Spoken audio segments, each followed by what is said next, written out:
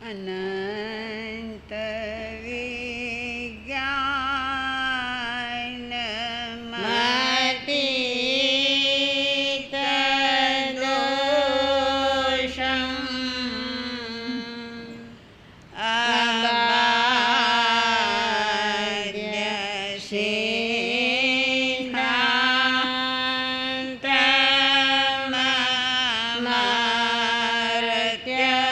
પૂજ્યં શ્રીવર્ધમાનં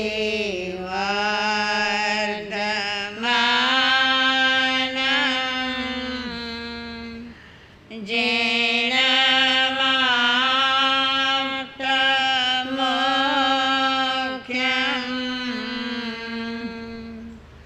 સ્વયંભુવાં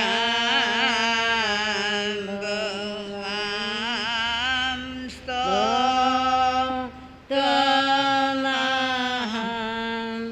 યતીષુ.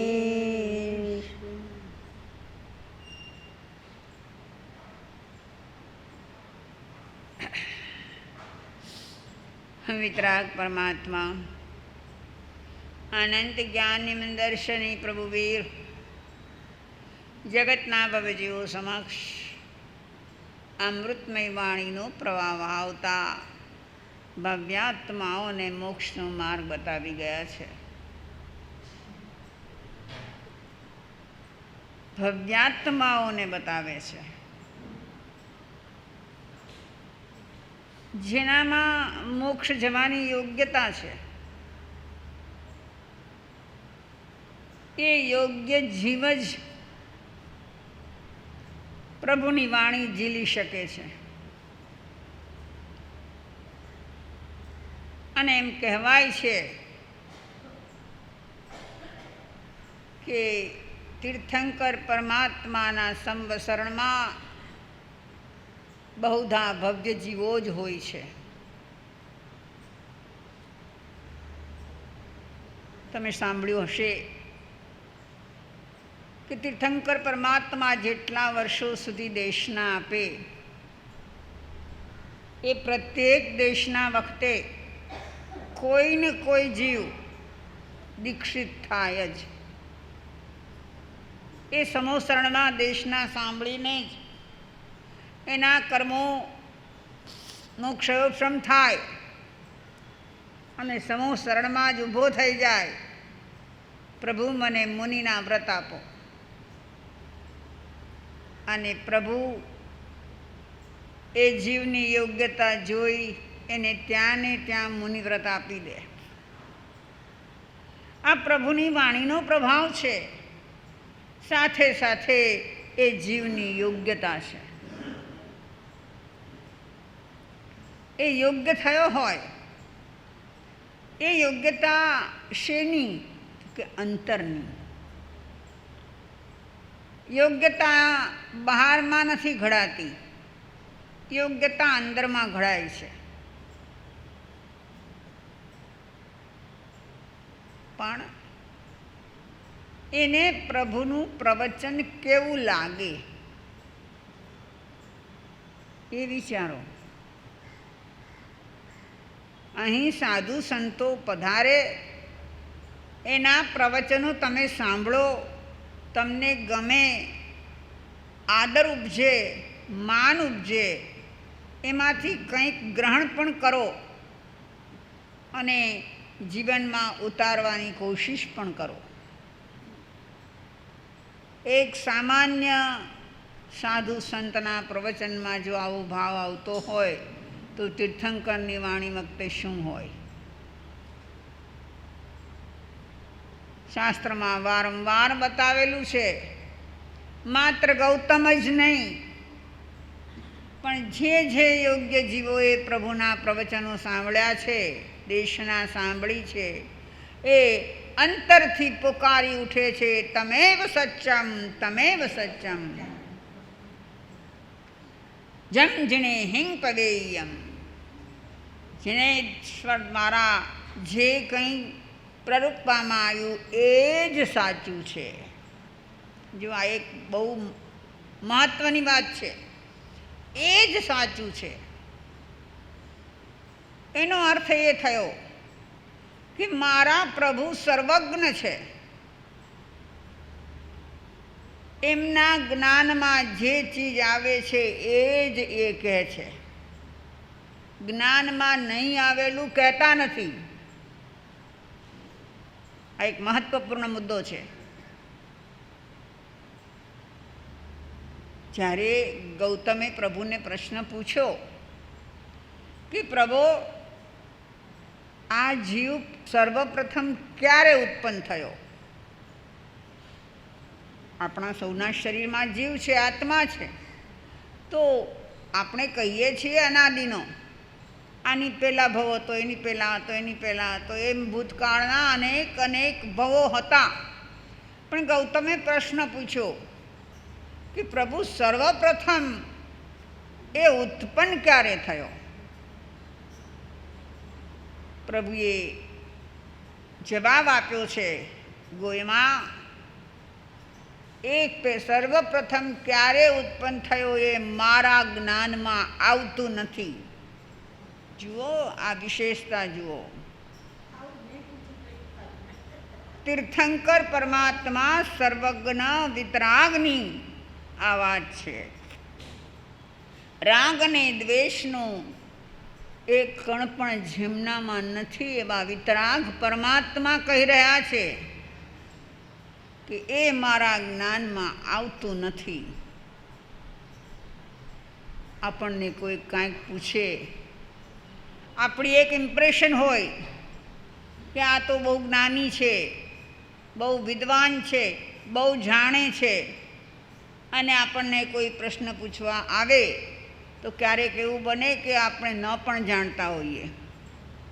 એણે જે વિષયમાં આપણને પૂછ્યું એ વિષયનું આપણને જ્ઞાન ન પણ હોય, પણ એવું આપણે બતાવવા માગતા નથી. જો આપણી કમનસીબી, આપણો આડંબર, આપણો દંભ, મને કોઈ પ્રશ્ન પૂછવા આવે અને હું એ વિષયમાં ન જાણતી હોઉં તો હું કેમ કહું કે હું નથી જાણતી?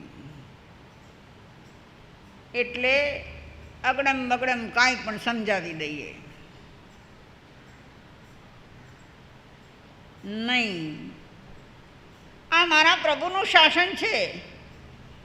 પ્રભુએ આપેલા આગમ છે, વાણી છે. એમાં કોઈ જગ્યાએ એવું નથી આવ્યું કે તને ન ખબર હોય તો પણ તું ગમે તે કહી દેજે એને. નહીં, 100% તને ખાતરી હોય, તારી બુદ્ધિમાં આવ્યું હોય, તારી સમજણમાં બેઠું હોય તો જ કહેજે. તો સર્વજ્ઞ જેવા સર્વજ્ઞ તીર્થંકર પરમાત્મા પણ જ્યારે એમ કહી દે કે મારા જ્ઞાનમાં નથી આવતું, એ કેવડી મોટી વિશેષતા છે. કારણ કે જીવની ઉત્પત્તિ થતી જ નથી. ક્યારેય પહેલી વાર જીવ ક્યાંય ઉત્પન્ન થયો એવું બન્યું જ નથી. અને એના માટે દ્રષ્ટાંતો પણ એવા આપવામાં આવે છે. તમે અનેક વાર સાંભળી ચૂક્યા હશો, પેલી મરઘી કે પેલું ઈંડું. શું કહેશો? મરઘી પહેલી કહો તો એ ક્યાંથી આવી, અને ઈંડું પહેલાં કહો તો ઈંડું ક્યાંથી આવ્યું? એ બેયનો જે સંબંધ છે મરઘી ને ઈંડાનો, એ આમ અનાદિકાળથી ચાલ્યો આવે છે. એટલું જ નહીં, આપણે આપણા પોતા તરફ જોઈએ. સૌ પોતાની તરફ જુઓ. તમને કોઈ પૂછે કે તમારા પિતા, દાદા, પ્રદાદા, પ્રપિતામહ એમાં ભૂતકાળમાં જતાં જતાં જતાં પહેલાં દાદા કોણ હતા? કહી શકો છો? હતા તો ખરા. કેટલી પેઢીઓ ગઈ. તમે અહીંયા બેઠા છો એ પ્રૂફ છે કે તમારી ભૂતકાળની અનેક પેઢીઓ પસાર થઈ ગઈ છે. પણ એમાં પહેલાં કોણ? તો કે એ કહી શકાતું નથી. આપણને જો કે નામ યાદ નથી. કોઈક હોય છે એવા કે જેને 7 પેઢીના નામ આવડતા હોય, પણ એ કોક જ છે. હવે તો કોક જ છે, પહેલાં હતું. પહેલાં આપણા ગામડાઓમાં લોકોને આવું યાદ રહેતું હતું. હવે પરંપરા તૂટી ગઈ છે, લોકોને એમાં કોઈ તથ્ય દેખાતું નથી યાદ રહેતું. ઠીક છે, પણ મારે બતાવવું છે એ કે જે વસ્તુ આ વિશ્વમાં જ છે એ પ્રભુને જ્ઞાનમાં દેખાય, જે નથી એ ન દેખાય. એટલે જે છે એ પોતે પોતાની સર્વજ્ઞતાથી જાણી છે અને જાણે છે એ જ કહે છે. માટે કહે છે તમેવ સત્યમ તમેવ સત્યમ, તમે જ સત્ય છો. હવે વાત એ છે, આ ચારાંગ સૂત્રની વાત ચાલી રહી છે. આપણે આ ચારાંગના ચોથા અધ્યયનનું નામ છે સમ્યક્ત્વ. સમ્યક્ત્વ એ શું છે? આજે ઘણા લોકો એવું બોલતા થઈ ગયા છે કે મારે તો આ ભાવમાં જ સંકેત પ્રાપ્ત કરવો છે. સંકેત પ્રાપ્ત કર્યા વગર મરવું નથી. હવે મરવું તો પડશે જ ભાઈ, એમાં છૂટકો જ નથી. આપણે આટલા બધા બેઠા છીએ, એમાં અમર કોણ છે? કોઈ નહીં. શરીર અમર હોય નહીં. શરીરથી કોઈ અમર થયો નથી અને થવાનો નથી. અરે ખુદ તીર્થંકર પરમાત્માનું શરીર પણ છૂટી જાય છે. દેવલોકના કે નરકના લાખો કરોડો અરબો વર્ષોના આયુષ્ય છે એ પણ ખૂટે છે, એને પણ મરવાનું છે. તો અમર કોઈ નથી. હવે જે એમ કે છે કે સમ્યક્ત્વ પ્રાપ્ત કર્યા વેલા હું મરીશ નહીં, એને એ પૂછવું પડે છે કે ભાઈ વાત તો તારી સાચી છે, ભાવના બહુ ઊંચી છે, આ ભાવના રાખે છે, ઉત્તમ વાત થઈ, પણ એના માટે તે શું કર્યું? એમ જ નથી થઈ જતું સમ્યક્ત્વ. સમ્યક્ત્વ એ છે શું? બહુ સીધી સાદી વાત છે કે વિશ્વનો જે દ્રવ્યો, જે પદાર્થો, જે ભાવો જેમ છે તેમ તેને યથાર્થ જાણવા અને યથાર્થ માનવા, એનું નામ સમ્યક્ત્વ છે. સમજાણું? કે વિશ્વના દ્રવ્યો પદાર્થો જે જેમ છે તેમ એને જાણવા, એમ જ એને માનવા. તો ઘણા લોકો પ્રશ્નો કરે કે આપણે બધા જ પદાર્થો જેમ છે એમ જ જાણીએ છીએ ને, આને પાઠ કહો છો કે ખુરશી કહો છો? અમે જ્યાં બેઠા છીએ ને શું કહેશો? ખુરશી ન કહેવાય, તો એને તમે પાઠ કહો છો. તો જેવી છે એવું જાણ્યું ને. આ પદાર્થને જે કહી શકાય એ જ કીધું. કોઈ તમને એમ કે ના એને ખુરશી કહો, તો કે ના એને ખુરશી ન કહેવાય. ખુરશી આવી હોય, પાટ આવી હોય. આ ગાય છે ને આ ઘોડો છે, બેયનો તફાવત ખબર છે ને? ગાયને ગાય કહો છો, ઘોડાને ઘોડો કહો છો, કે અલગ કહો છો કાંઈ? ના. કદાચ ભાષા ફેર ભલે હોય. સંસ્કૃતમાં ઘોડાને તોખાર કહેવાય, તો એને તોખાર કહે, આપણે એને ઘોડો કહીએ, પણ વસ્તુ એકની એક છે. તો પછી એ પદાર્થ જેવો છે એવો જાણ્યો અને માન્યો પણ ખરો, તો એને સમ્યક દર્શન ન કહેવાય. આપણે બધા જ પદાર્થને એવી રીતે જ જાણીએ છીએ ને. તમારા ઘરમાં જેટલી વસ્તુઓ છે એ બધી વસ્તુનું જે કંઈ વ્યવહારિક નામ છે કે વ્યવહારિક એનો જે ગુણ છે એ રીતે જ જાણો છો. પણ પ્રભુએ જે કહ્યું છે એમ નથી કહ્યું. પ્રભુ એમ કહે છે કે તમે અત્યારે એ પદાર્થને જાણી રહ્યા છો એ મૂળ દ્રવ્યની પર્યાય છે. આ જરા સમજો, આ વિષય થોડો ગહન છે. એ મૂળ દ્રવ્યની પર્યાય છે એટલે કે અવસ્થા છે. આત્માની વિકૃત પર્યાય એટલે ચારેય ગતિ. આત્મા માનવ ન હોય, આત્મા પશુ ન હોય, એ નારકી પણ ન હોય ને દેવ પણ ન હોય. આત્મા આત્મા જ હોય અને છતાં કોઈ માનવની સામે જોઈને કહીએ છીએ કે આ આત્મા છે, પશુને જોઈને કહીએ છીએ કે આત્મા છે, જીવજંતુને જોઈને કહીએ છીએ કે આમાં આત્મા છે. તો એ વ્યવહારિક પૃથ્થકરણ થયું. એટલે એ પર્યાયો છે, અવસ્થા છે. પણ ભગવાન કહે છે કે મૂળભૂત પદાર્થને જેમ છે તેમ જાણવો.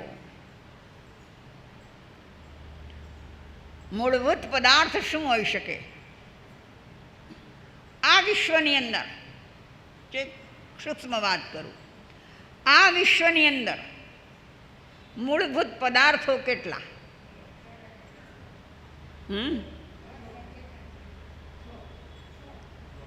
છ દ્રવ્યો તમે કહો છો. એનાથી પણ જો સંક્ષિપ્તીકરણ કરીએ, સંક્ષેપમાં જઈએ, સૂક્ષ્મતામાં જઈએ તો બે જ પદાર્થ છે, જડ અને ચેતન. જડ અને ચેતન, એક જડ છે એક અજડ છે. આ બે જ પદાર્થ છે વિશ્વમાં. બધે દ્રષ્ટિ નાખી દો, જેવડું વિશ્વ વિજ્ઞાનની દ્રષ્ટિથી છે અને જેવડું વિશ્વ આપણા જૈન દર્શનની દ્રષ્ટિથી છે, એ આખા એ વિશ્વમાં તમારી દ્રષ્ટિને ફેલાવી દો તો શું દેખાશે? ત્રીજી વસ્તુ જ ન દેખાય. આ હોલની અંદર જડ ચેતન સિવાય બીજું કાંઈ દેખાય છે? ઘણા બધા પદાર્થો છે અહીંયા, પણ બે જ. અને બેમાંય દેખાય છે તો ખાલી જડ જ. હું તમને જોઉં છું બધાને, તમે મને જોવો છો. તમે મને જોવો છો તો આ જડ શરીરને જુઓ છો કે મારા ચૈતન્ય આત્માને જુઓ છો? પણ શરીર હાલતું ચાલતું છે, બોલે છે, ક્રિયા કરી રહ્યું છે, એક્ટિવ છે, એટલે તમે એને આત્મા કહો છો.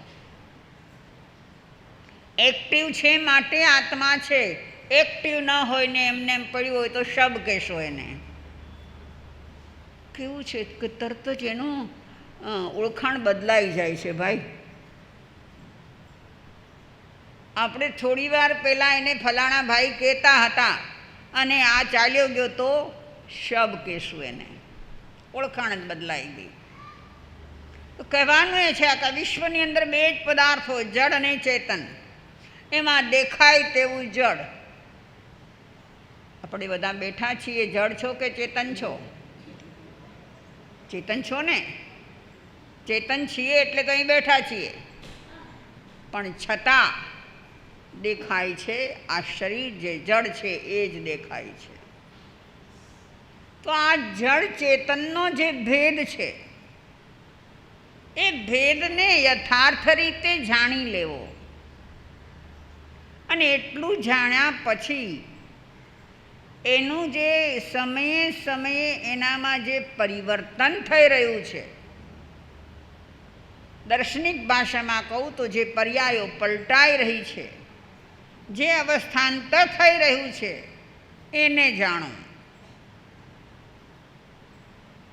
ભૂતકાળની અવસ્થા, વર્તમાનની અવસ્થા અને ભવિષ્યની અવસ્થા. એક જોક્સ છે કે ભાઈ અમે તો ત્રિકાળ જ્ઞાની છીએ. માનો છો હું ત્રિકાળ જ્ઞાની હોઉં એવું તમે માનો છો? નથી માનતા? પણ હું સાબિત કરી દઉં તો? હું સાબિત કરી દઉં. મને ત્રિકાળનું, ત્રણેય કાળ, ભૂતકાળ, વર્તમાન, ભવિષ્ય ત્રણેયનું મને જ્ઞાન છે. ભૂતકાળ એટલે ગઈકાલે સોમવાર હતો, વર્તમાન મંગળ છે અને ભવિષ્ય બુધ હશે. ત્રણેય કાળનું જ્ઞાન થયું? થયું ને ત્રણેય કાળનું? તમને બધાને છે ને?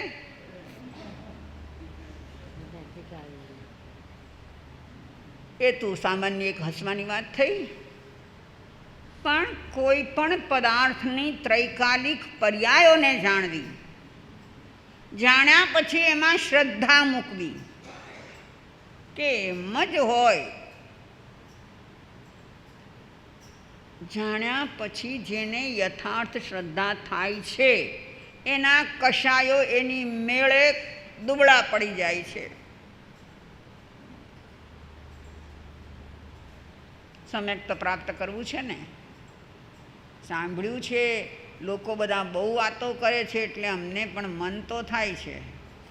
ભાઈ આ મન થવાની વાત નથી. અંદરમાં પડેલી એ શક્તિ, એ ઉર્જા એને પ્રગટ કરવાની છે. આચ્છાદિત થઈ ગઈ છે, ઢંકાઈ ગઈ છે, એ શક્તિને પ્રગટ કરવી છે. કારણ કે પ્રાપ્તિ વસ્તુ એવી છે કે જે બહારથી થાય, બહારથી મળે એ પ્રાપ્ત થયું કહેવાય, અને અંદરથી જાગે એ પ્રગટ થયું કહેવાય. તો આપણે પ્રગટાવવાનું છે.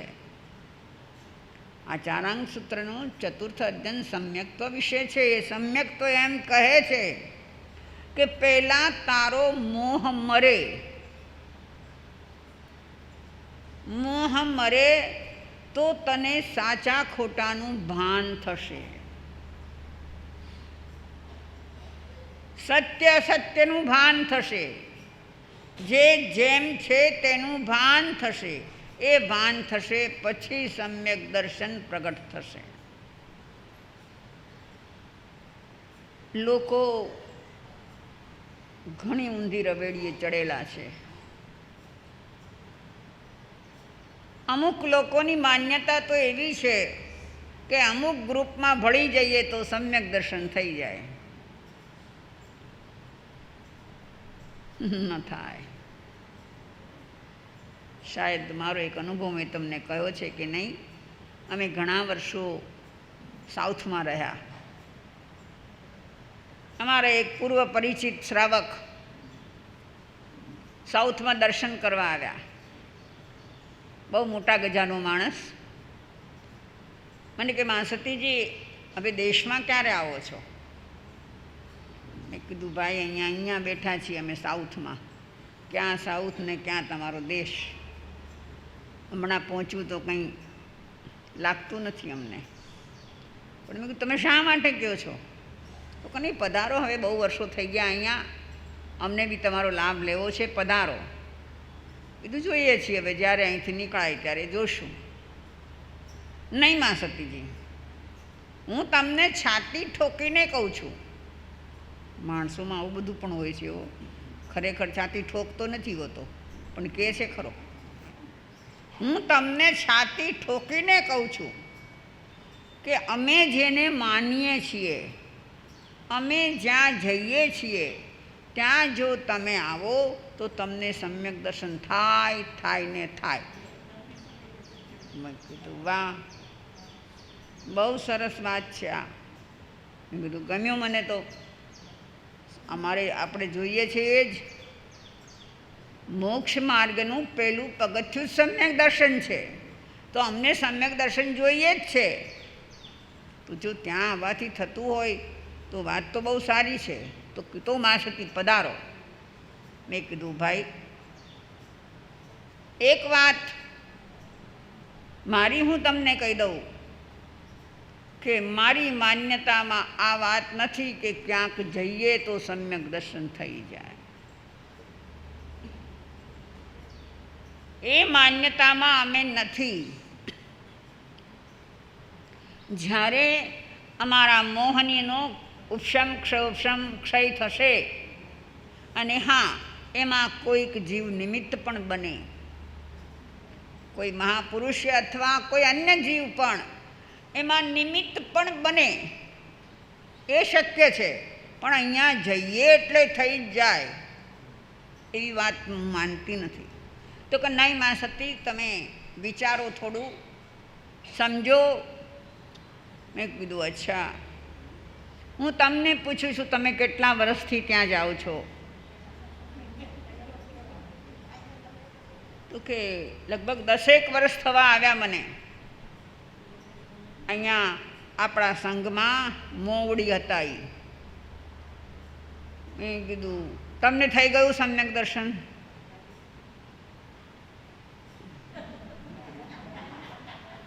મેં કીધું શું ભાઈ, કેમ માથું કણવું પડ્યું? કે ના માં સત્ય, હજી તો નથી થયું. મેં કીધું કેમ નથી થયું? તમે જો છાતી ઠોકીને કહો છો કે ત્યાં જઈએ એટલે થઈ જાય, તો તમને તો થવું જ જોઈએ. કેમ નથી થયું? હવે મને એનો જવાબ આપો તમે. તો કે માં સતી એવું છે ને, હું તો ત્યાં ભોયની પટલાઈમાં પડ્યો છું. મેં કીધું ભાઈ, એ આ તમે ઘરે હતા તોય ભોયની પટલાઈ જ કરતા હતા, તો હવે ત્યાં જઈને શું કામ કરો છો? માં સતી, બહુ મોટો આશ્રમ છે, કેટલા કાર્યો છે, એમાં કેટલું સંભાળવાનું હોય, એ કોઈકે તો પછી સંભાળવું જોઈએ ને.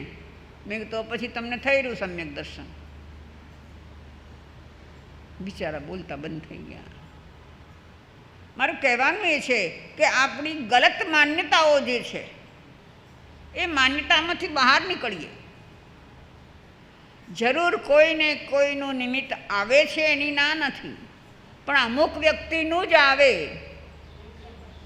એવું જરૂરી નથી. તો સમ્યક દર્શનની પ્રાપ્તિ એ સમ્યક પ્રકારે એટલે યથાર્થ રીતે જળ અને ચેતનનો ભેદ, ત્રૈકાલિક ભેદ.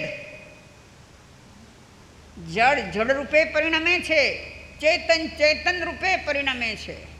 જળ જળ મટીને ચેતન થતું નથી, અને ચેતન ચેતન મટીને જળ થતું નથી. એનું એવું સરસ ઉદાહરણ છે કે આ આત્મા, મારો તમારો સૌનો આત્મા, એણે કેટલા દેહ ધારણ કર્યા, અનંત અનંત દેહ ધારણ કર્યા. અને દેહ તે જળ કે ચેતન? તો કે જળ. એ આત્મા આટલા વખતથી, આટલો લાંબો કાળ અસંખ્ય અવસર્પિણી ગઈ, એમાં આપણે પરિભ્રમણ કર્યું છે ને અનેક વખત આપણે દેહ ધારણ કર્યો, ક્યારેક માનવનો, ક્યારેક પશુનો, દેવ કે નારકીનો. પણ એટલા દેહ ધારણ કર્યા પછી પણ આ ચેતન આત્મા જડ થયો નહીં. કે હવે આટલા કાળથી એ જળ સાથે રહે છે, માટે જળ થઈ જશે? નેવર. બની શકતું જ નથી. એટલે બંને દ્રવ્ય સ્વતંત્ર છે. જળ દ્રવ્ય સ્વતંત્ર છે ને ચેતન સ્વતંત્ર છે.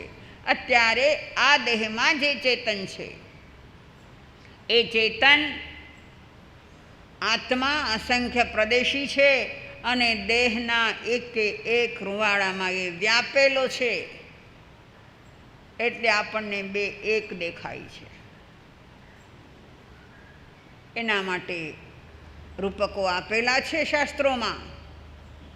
તમે કેટલાક જે દેશમાં રહ્યા હશે, ગામડામાં, એણે જોયું હશે કે લુહારની કોડ હતી પહેલાં. ગામમાં ગાડા હોય, બળદો હોય, બીજું ઘણું બધું હોય, તો લોઢાની કોઈ પણ વસ્તુ તૂટી ગઈ હોય કે નવી બનાવવી હોય તો લુહાર પાસે જતા. અત્યારે જે ફેક્ટરીઓ છે એવું નહોતું, ફેક્ટરીઓમાં કંઈ બનતું નહોતું. તમે લોઢાનો ટુકડો લઈ જાઓ અને એને કહો કે મારે ઘરે જે બળદ છે એ બળદના પગમાં નાળ નાખવી છે, તો એ તમને નાળ બરાબર એ શેપની નાખી શકાય એવી બનાવી આપે. કેવી રીતે બનાવે? તો કે એને અગ્નિમાં નાખે. લોઢાનો ટુકડો છે એને અગ્નિમાં નાખે. અગ્નિમાં નાખીને કેટલો તપાવે? લાલ ચોળ થઈ જાય. તમે ઓળખી ન શકો કે આ કોલસો છે કે આ લોઢાનો ટુકડો છે. જેવો રાતો ચોળ કોલસો હોય એવો રાતો ચોળ એ થઈ જાય અને પછી શું કરે તો કે ગરમ હોય ત્યાં જ એને ટીપે. આપણે ત્યાં ખબર છે એક બહુ સુંદર કહેવત છે, તાતું ટીપાય. તાતું ટીપાય, તાતું એટલે ગરમ. ગરમ હોય અને એને જો ટીપો તો એ શેપ આપી શકે. જેવો શેપ જોઈએ છે એવો શેપ મળી શકે. હવે ત્યારે એમ જ લાગે કે આ અગ્નિનો ટુકડો છે, પણ શેપ આપ્યા પછી લુહાર શું કરે તો કે પાસે એક પાણીનું તગારું ભર્યું હોય, એ ટુકડો લઈ પાણીમાં નાખે. છમ છમ છમ કરતો અવાજ આવે અને એ લોઢાનો ટુકડો પાણીને ખેંચી લે અને થોડી વાર થાય ત્યાં ઠંડો પડી જાય. શું થયો પ્રોસેસ? ત્યાં પ્રોસેસ શું બન્યો તો કે લોઢાના ટુકડાએ પહેલાં એને અગ્નિમાં નાખ્યો એટલે અગ્નિને ખેંચી. અગ્નિને ખેંચીને પોતાના આખા એ શરીરમાં એને ફેલાવી દીધી અને એ એકદમ રસ જેવું થઈ ગયું. અને એ પછી કામ થઈ ગયું એટલે એને પાણીમાં નાખ્યો તો એણે પાણીને ગ્રહણ કર્યું એટલે એ ઠંડો થઈ ગયો અને શેપ દેખાણો એનો. પણ મારું કહેવાનું એ છે કે લોઢાનો ટુકડો એટલો ગરમ થયો છતાં એ લોઢું જ રહ્યો, એ અગ્નિ ન થઈ ગયો.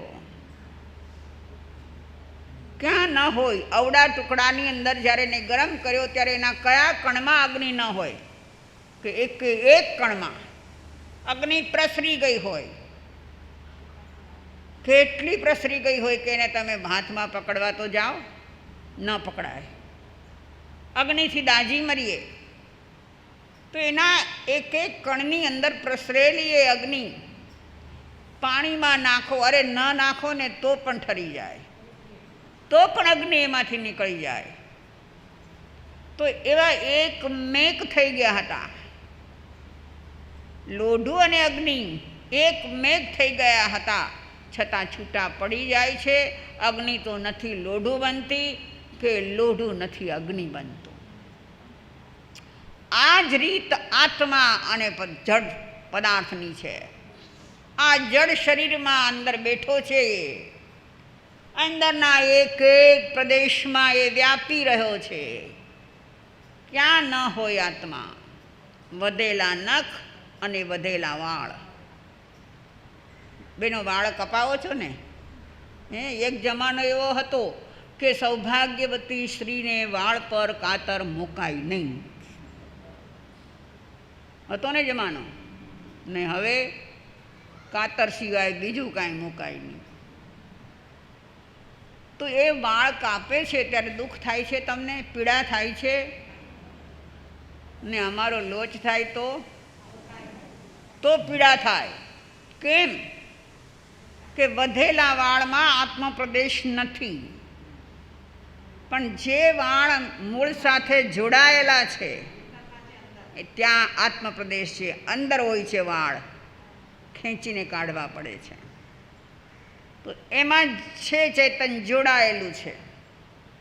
તો અને આ નખ કાપો છો ને ક્યારેક ક્યારેક, તો નખ કાપતા પણ દુઃખ થતું નથી, પીડા થતી નથી, પણ શું કહો છો? ક્યારેક જીવતો નખ કપાઈ ગયો એવું બોલો છો ને. એ જીવતો કેમ કીધું એને? તો કે જ્યાં સુધી આ વધેલો ભાગ છે એ જડ થઈ ગયો છે, વધેલો ભાગ નથી, એમાં ચેતન છે. તો એ ચેતન અને જડ બંને એટલા બધા મિક્સ થઈ ગયા છે, એટલા બધા સાથે છે, પણ છતાં બે પોતપોતાનું સ્વરૂપ છોડતા નથી, પોતાના સ્વરૂપમાં સ્થિર છે. આવો આ જડ ચેતનનો સંબંધ છે. આ વસ્તુને, આવું જે દ્રવ્યનું પરિણમન છે, દ્રવ્યનું જે આ સ્વરૂપ છે, એ સ્વરૂપને યથાર્થ રીતે જાણીએ તો મોહનો નાશ થયા વગર રહે નહીં. મોહ એટલે ખાલી દીકરા દીકરીમાં મોહ છે એનું નામ જ મોહ નથી. આપણો મોહ સૃષ્ટિમાં બધે ફેલાયેલો છે. પણ વસ્તુનું સ્વરૂપ યથાર્થ જાણવાથી, એનું પરિણમન યથાર્થ જાણવાથી મોહના ભૂકા બુડી જાય છે. તેમાં મોહ કરવા જેવું છે શું? કોઈ 20, 22, 25 વર્ષની યુવતી હોય, બહુ સુંદર હોય, બહુ રૂપાળી હોય, બધાને ગમે ને? આમ એવી અહીં તમે બેઠા છો એવા કોઈ નથી, એવી આવે એક યુવતી તો બધાને એમ થાય ને કે વાહ કેવી સરસ છે, કેવી સરસ છે. અને એ જો પોતાની વ્યક્તિ હોય તો આમ ગર્વથી ફૂલાવો, મારી દીકરી છે, મારી બહુ છે. એનું પરિણમન આજે એ 20 વર્ષની છે, કાલે 30ની થશે, 40ની થશે, 50ની થશે, 60, 70, 80 એ પહોંચશે. પછી જોજો પછી કેવી લાગશે? સુંદર હશે ને? આ શું થયું કે શરીરનું પરિણમન થયું. શરીર એ પૂતગલ છે, જળ છે, જળ રૂપે પરિણમે છે. તો જળના વર્ણ, ગંધ, રસ, સ્પર્શ બધા બદલાયા કરે છે. બદલાતા બદલાતા બદલાતા અહીં સુધી પહોંચી જાય છે. આપણે ઓળખી ન શકીએ કે એ જ વ્યક્તિ હતી. એને 20 વર્ષની જોઈ, એ જ વ્યક્તિ અત્યારે 80 વર્ષે છે, આપણે ઓળખી ન શકીએ. તે શું થયું? જળનું પરિણમન થયું. તો પછી જે પદાર્થ પરિણમનશીલ છે, જેની અવસ્થાઓ બદલાવાની છે, પર્યાયો બદલાયા કરે છે, સ્વરૂપ બીજું બતાડે છે, એમાં મોહ શું કરવાનો? થાય કે નહીં? આવો પ્રયોગ કર્યો છે ક્યારે? એ બાજુ દ્રષ્ટિ જ નથી આપણી. આ બધું પ્રયોગાત્મક સાધનાઓ છે. પ્રયોગો કરવા પડે છે, નિષ્દિન પ્રયોગો કરવા પડે છે. અને તો આમાંથી ભૂતકાળની જેટલી બી ગ્રંથિઓ બંધાયેલી છે, ગ્રંથિઓ છેદાય છે. બંધુઓ, સમ્યક તો પ્રાપ્ત કરવું એ ખાવાના ખેલ નથી. અંદરની ગ્રંથિઓને તોડવી પડે છે. ભૂલ ભરેલી જે માન્યતાઓ છે એ માન્યતાને છોડી દેવી પડે છે. અને એ છૂટી જાય તો આત્માનો પ્રકાશ ઝળહળી ઉઠે. આચારાંગ સૂત્ર આપણને એ શીખવે છે કે જીવ તું સમ્યક તો થઈ જા, સંકિતી થઈ જા તું, પણ એ થઈ જા પહેલાં મારી શરત એ છે, એમ કે છે આગમ, હું નથી કહેતી. આગમ કે છે કે મારી શરત એ છે કે પહેલાં તું મોહના ઉપર કુહાડો માર. માં સતી બધું સમજીએ છીએ પણ મોં નથી મુકાતો. થયું તો રહ્યો, પછી કાંઈ વાંધો નહીં, નથી મુકાતો તો કાંઈ ચિંતા નથી. 2, 4, 10 બહુ વધારે કરજો, બીજું તો શું. અને આપણે સ્વીકારી લીધું છે કે આટલા અનંતા બહુ ગયા, એમાં 10, 20 બહુ વધારે થાય તો શું બગડી જાય છે. ધન્યવાદ, ધન્યવાદ. જો ભવ ભ્રમણથી નથી થાક્યા તો પછી કાંઈ કહેવાનું જ નથી અમારે. ખરેખર અંદરથી એમ થતું હોય કે આ વિશ્વમાં મળતો ઇન્દ્રિયજન્ય આનંદ, એ આનંદમાં મને ક્યારેય મજા નથી આવી, મારે મારા આત્માના આનંદનો અનુભવ કરવો છે, એવી ભીતરથી ભાવના જાગતી હોય તો જ કામ થઈ શકે, નહીં તો થઈ શકે નહીં. તો આ આચારાંગ સૂત્ર પ્રભુની પ્રથમ વાણી છે, પહેલું અંગ છે. કેટલી આપણા પર કૃપા કરી છે પ્રભુએ, આપણને કેવો માર્ગ બતાવ્યો છે કે તું ભલે ભૂલેલો હો, ભલે ભટકેલો હો, પણ આપણે કહીએ છીએ ને, એક કહેવત છે આપણે ત્યાં કે સવારનો ભૂલેલો સાંજે ઘરે આવે તો એને આપણે ભૂલેલો નથી કહેતા. એમ આ જિંદગીમાં ઘણાય ગોરખ ધંધા કર્યા હોય, પણ જો આપણે જાગી જઈએ અને ઠેકાણે આવી જઈએ તોય આપણો ઉદ્ધાર થઈ જાય છે. કરવો છે ઉદ્ધાર? હા, તમે કહો છો અહીંથી તો કોઈ બોલતું નથી. મારા ભાઈઓને તેમ લાગે છે કે એ લોકોનો ઉદ્ધાર થઈ ચૂક્યો છે.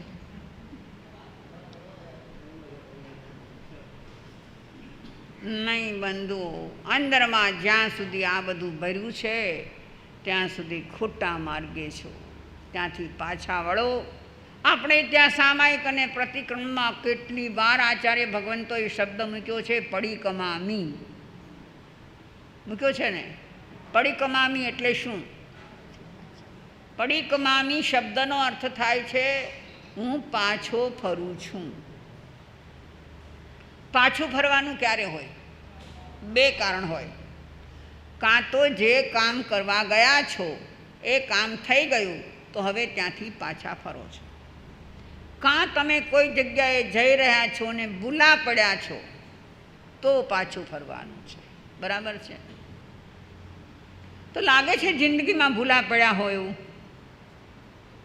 કારણ કે પહેલી વ્યાખ્યા જે કીધી એ તો મારી તમારી કોઈને બંધ બેસતી નથી. જેનું કામ થઈ ગયું છે, કામ તો થયું નથી પણ ભૂલેલા તો છીએ જ ને, ભટકેલા છીએ, રખડીએ છીએ.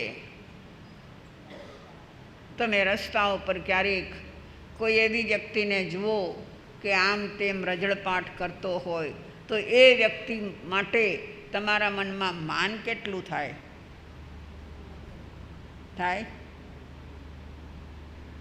રખડું છે, રખડું, પાગલ છે આખો દી. એમાં પાછા છે ને આપણા બહેનો પાસે તો એટલું બધું સાહિત્ય છે. આખો દી કોની જેમ રખડે છે? ચોરના માથાની જેમ. ભાઈ, ચોરનું માથું કેમ રખડે ને આપણું માથું કેમ રખડે? આપણે ચોર તો નથી. ભાઈઓ ચોર છો? એ તો તમારા ગવર્મેન્ટને પૂછવા જવું પડે.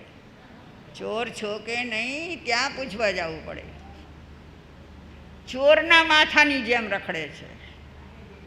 આપણે કેવી રીતે રખડીએ છીએ? આપણી જાતને પૂછો, જાતને પૂછો કેવી રીતે રખડીએ છીએ. આજે માનવ થઈને અહીં બેઠા છીએ, જૈન બનીને બેઠા છીએ, વિતરાગનો રૂડો ધર્મ મળેલો છે અને છતાંય ભટકીએ છીએ, છતાંય રખડીએ છીએ, રજળપાટ ચાલુ છે આપણો. બંધુઓ, આમાંથી છૂટવાની બારી ન મળે. જે દી જાગશો તે દી છૂટશો. એટલે કહીએ છીએ કે જાગી જાઓ, પોતાની જાતને જેવી છે એવી નિહાળી લ્યો. પહેલું આપણે વ્યાખ્યા એ કરી કે જે પદાર્થ જેવો છે તેવો તેને જાણવો અને માનવો. તો સૌથી પહેલાં અહીંયા દ્રષ્ટિ કરો કે હું જેવો છું એવો એને માનું. કેવો છે તું? કેવો છે?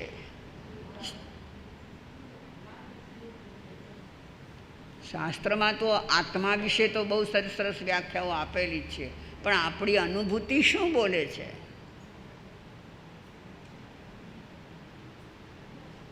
કેટલાક લોકો તો એમ કહે છે, જ્યારે અમારા જેવા સાધુ સંતો એમ કે તમારે આંખ બંધ કરીને અંદર ઉતરવાની જરૂર છે, તો બહેનો કેટલાક પૂછે, માસતી અંદર ક્યાં જવાનું?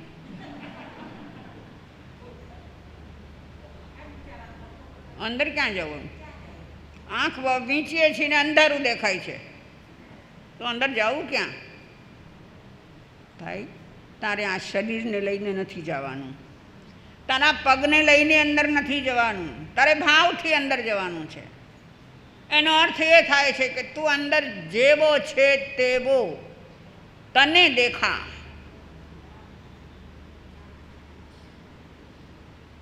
કે કદાચ દેખાય તો અમારે તમને કહેવું નથી.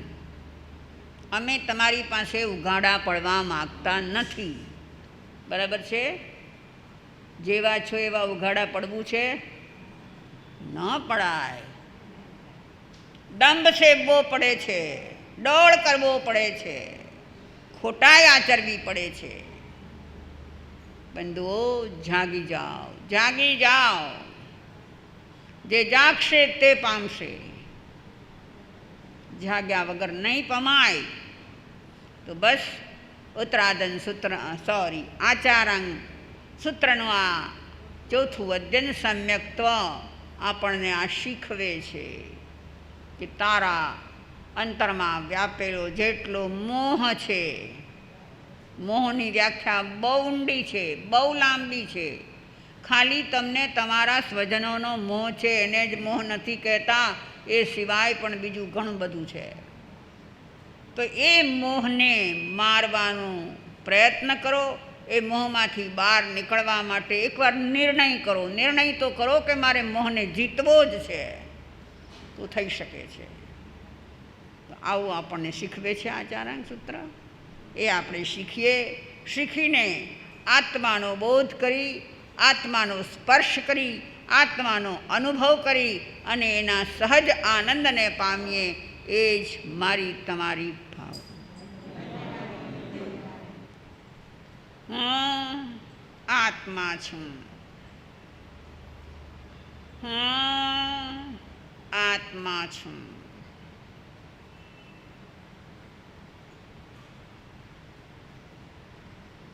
જ્ઞાન સ્વરૂપી આત્મા,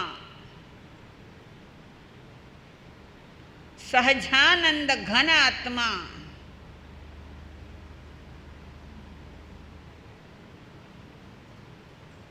મારા અંદરમાં આનંદના ઓઘ ઉછળી રહ્યા છે.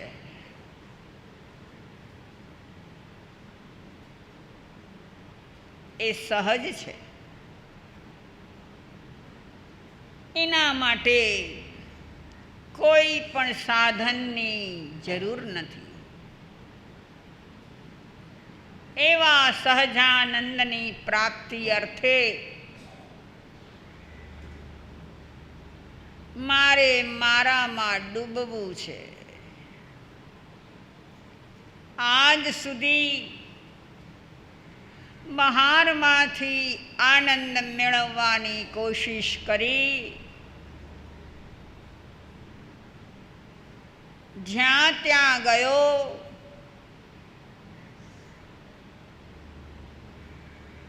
ઇન્દ્રિયોના બધા જ વિષયોને ભોગવી ચૂક્યો, પણ મને સ્થાયી આનંદ મળ્યો નહીં. એ આનંદની પાછળ એક જાતનો ઊંડો ખેદ સમાયેલો છે, જે ખેદનો જ અનુભવ થયો. હવે મારે સહજ અને શાશ્વત આનંદને પામવો છે, અને બહાર ક્યાંય નથી, એ મારામાં જ છે. સચ્ચિદાનંદી હું આત્મા, મારું સ્વરૂપ જ આનંદ સ્વરૂપ છે. પ્રભુએ આગમોમાં બતાવ્યું તું અનંત સુખનો સ્વામી છે.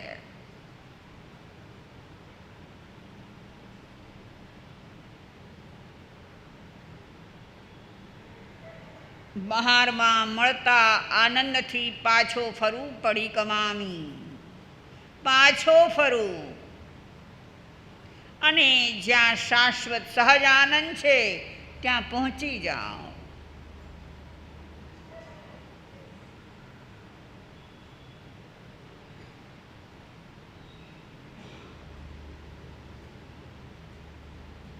હે પ્રભુ, હે પરમાત્મા, હું હવે હાર્યો છું, થાક્યો છું, બહુ પીડાયો, બહુ પીલાયો, બહુ કષ્ટો વેઠ્યા. મારા અંદરમાં રહેલી કશાયની અગંજવાળ મને દઝાડી રહી છે.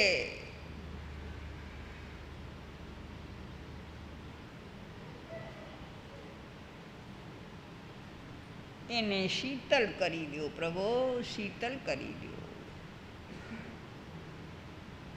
હું શાંત થઈ જાઉં, હું શીતળ થઈ જાઉં.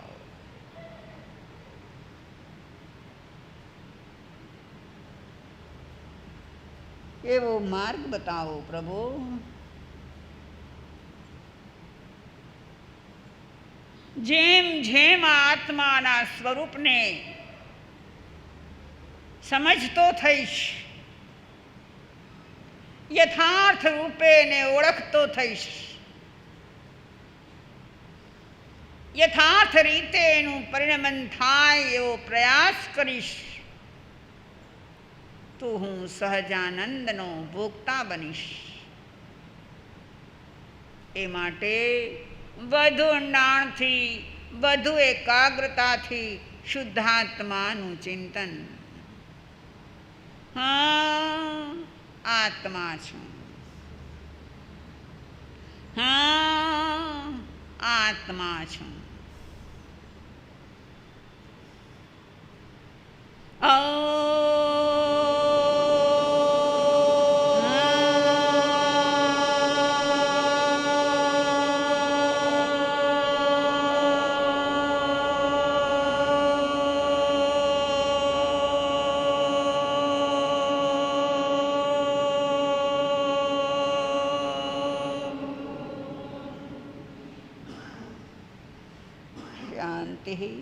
શાંતિ શાંતિ. નમો અરિહંતાણં, નમો સિદ્ધાણં, નમો આયર્યાણં, નમો વજ્રાયણં, નમો લોયે સવસાહુણં. ઓમ શ્રી શાંતિ શાંતિ શાંતિ. શ્રી શ્રી ચતારી મંગલમ અરિહંતા મંગલમ સિદ્ધા મંગલમ સાહુ મંગલમ કેવલે પાનતો ધમ્મો મંગલમ. ચતારી લોગોત્તમારિહંતા લોગોત્તમા સિદ્ધા લોગોત્તમા સાહુ લોગોત્તમા કેવલે પાનતો ધમ્મો લોગોત્તમો. ચતારી શરણં પવજ્જામિ અર્હન્તે શરણં પવજ્જામિ સિદ્ધે શરણં પવજ્જામિ સાહુ શરણં પવજ્જામિ કેવલે પન્નતં ધમ્મં શરણં પવજ્જામિ. એ ચાર શરણા દુઃખહરણા સુખકરણા और न शरणों कोई जो भय प्राणी आदरे अक्षय अविचल पद होय.